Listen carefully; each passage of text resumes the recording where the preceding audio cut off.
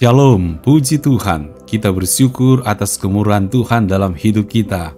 Tuhan Yesus Kristus terlalu baik, sehingga Dia mau mengorbankan dirinya di kayu salib untuk menebus dosa-dosa kita, untuk membuat kita keluar dari dosa-dosa kita yang membelenggu dan merusak kehidupan kita ini. Yesus Kristus terlalu baik, sehingga Dia menyediakan keselamatan kehidupan yang kekal bagi kita yang percaya kepadanya. Terpujilah nama Tuhan, haleluya. Kembali Anda merenungkan renungan malam dekat Tuhan yang akan memberkati Anda pada hari ini. Dan tema renungan kita adalah berdoa bagi pemimpin bangsa. Saudaraku, kita bahas setiap hari pasal demi pasal dari kitab yang ada.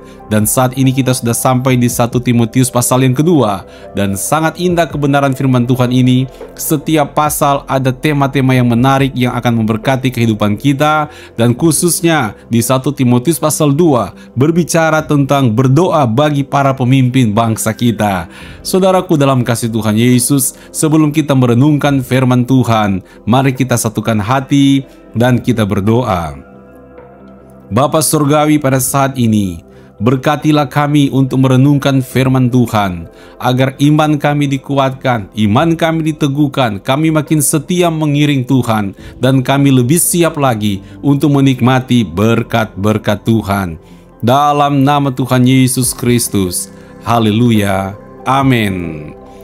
Sahabat Jepro yang dikasihi oleh Tuhan Yesus, renungan firman Tuhan terambil di 1 Timotius pasal 2 ayatnya yang pertama. Pertama-tama, aku menasihatkan, naikkanlah permohonan, doa syafaat, dan ucapan syukur untuk semua orang, untuk raja-raja, dan untuk semua pembesar, agar kita dapat hidup tenang dan tentram dalam segala kesalehan dan kehormatan. Itulah yang baik dan yang berkenan kepada Allah Juru Selamat kita.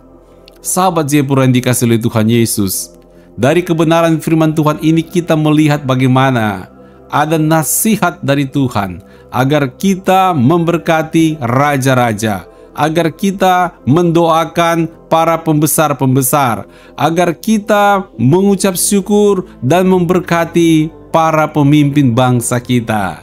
Itu rupanya bagian dari urusan rohani kita.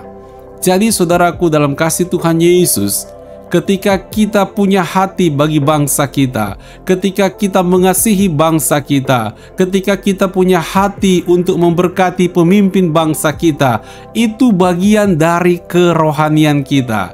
Itu bagian dari urusan iman Anda. Itu bagian dari urusan rohani Anda.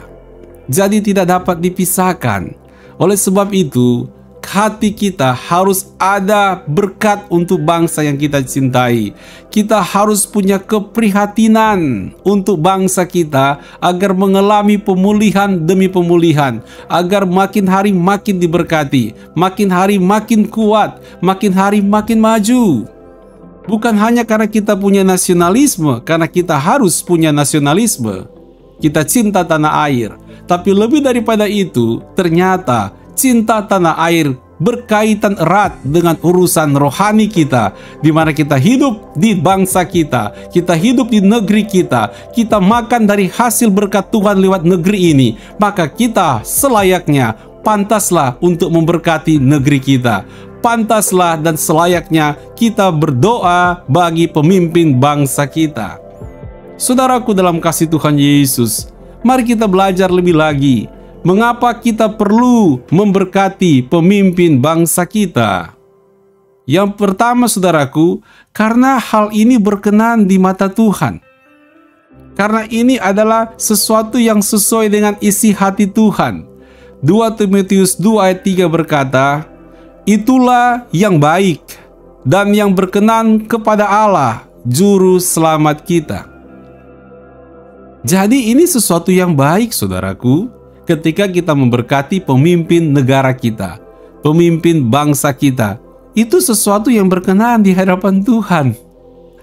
Jadi jangan menjadikan ini sebagai sebuah formalitas atau beban saja, tapi kita akan bersyukur, kita akan berkata, terima kasih Tuhan, kami punya kesempatan mendoakan para pemimpin bangsa kami, pemimpin negara kami, karena itu berkenan di mata Tuhan, itu baik di mata Tuhan, itu indah di pemandangan mata Tuhan. Ayo saudaraku dalam kasih Tuhan Yesus, karena apa yang kita lakukan mendoakan bangsa kita, pemimpin bangsa kita, kita doakan itu ternyata menyukakan hati Tuhan. Jadi menyukakan hati Tuhan kalau Tuhan memberkati pemimpin bangsa kita. Kita juga turut senang, kita turut bersuka cita untuk mendoakan pemimpin bangsa kita. Mengapa kita perlu memberkati pemimpin bangsa kita? Agar ada ketentraman. Agar ada ketentraman. Kita lihat 2 Timotius 2 ayat yang kedua. Agar kita dapat hidup tenang dan tentram dalam segala kesalehan dan kehormatan. Ayo saudaraku, ketika Anda berbicara, Tuhan berkatilah rumah tanggaku, berkatilah usahaku, berkatilah keluargaku dan sebagainya, kita lihat semua doa-doa itu ada kaitannya dengan kita berdoa memberkati pemimpin bangsa kita. Karena ketika pemimpin bangsa kita diberkati oleh Tuhan dengan hikmat dan kebijaksanaan untuk membawa bangsa kita menjadi lebih baik lagi, itu rupanya membawa pengaruh untuk ketentraman, untuk hidup tenang kita, untuk kehormatan kita juga. Jadi kehormatan bangsa kita adalah kehormatan diri kita. Ketentraman bangsa kita adalah ketentraman diri kita. Ketenangan bangsa kita adalah ketenangan untuk diri kita. Tidak bisa dapat dipisahkan, tidak bisa dipisahkan saudaraku. Terkait erat. Sehingga kita perlu mendoakan supaya bangsa kita tentram. Agar ada ketentraman, ada kedamaian, ada kehormatan dan ketenangan bagi bangsa ini. Karena di situ juga, di bangsa ini juga ada anak-anak yang takut akan Tuhan, dan kita akan menikmati dampak positif di dalamnya. Jadi saudara, jangan sungkan-sungkan, ayo punya semangat untuk mendoakan pemimpin bangsa kita. Ketika pemimpin bangsa ini membawa ketentraman, kesejahteraan, otomatis Anda yang tinggal di negeri ini akan turut menikmatinya juga, bukan? Dan bukankah kita hidup untuk menjadi berkat bagi banyak orang? Itu tugas dan bagian kita. Saudaraku dalam kasih Tuhan Yesus Kristus, mengapa kita perlu memberkati pemimpin bangsa kita? Supaya semua orang dapat beroleh keselamatan. Karena 2 Timotius 2 ayat yang keempat berkata, yang menghendaki supaya semua orang diselamatkan dan memperoleh pengetahuan akan kebenaran. Kita berdoa bangsa kita maju, pemimpin bangsa kita diurapi Tuhan, maka akan muncul kebenaran makin bersinar, pengetahuan akan kebenaran makin nyata, makin mencolok, dapat disampaikan, diterima oleh banyak orang, dan banyak orang dapat diselamatkan. Tapi kalau andai kata segala sesuatu jadi kacau, jadi chaos, segala sesuatu terhambat dan sebagainya, itu menghambat juga untuk orang mau mikir tentang pengetahuan akan kebenaran. Namun dengan negara yang maju, dengan negara yang kuat, dengan pemimpin bangsa yang hebat, maka makin luaslah orang akan mencari, mengenal, mendengar, dan merenungkan akan kebenaran. Dan kita berdoa supaya semakin banyak orang juga turut diselamatkan. Amin saudara, puji Tuhan. Mari kita berdoa.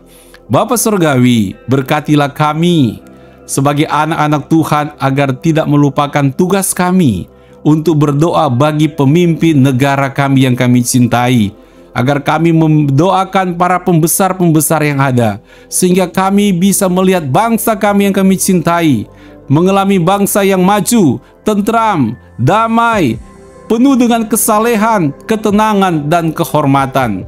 Biarlah hikmat Tuhan berlaku bagi pemimpin negara kami, dengan kekuatan Tuhan memimpin bangsa ini menjadi maju dan sejahtera, dan kebenaran Tuhan makin dinyatakan, makin bersinar, banyak yang diselamatkan, nama Tuhan dipuji dan dipermuliakan. Terima kasih ya Tuhan. Berkatilah umat-Mu Tuhan, berkati kami ketika beristirahat tidur, kami bangun pagi-pagi dengan tubuh yang sehat dan diberkati Tuhan. Dalam nama Tuhan Yesus, haleluya, amin. Puji Tuhan, terima kasih karena Anda telah mengikuti Renungan Malam Dekat Tuhan. Ayo, kita terus menikmati berkat Tuhan dan hidup jadi berkat bagi banyak orang. Selamat beristirahat, sampai bertemu kembali besok malam. Tuhan memberkati. Shalom.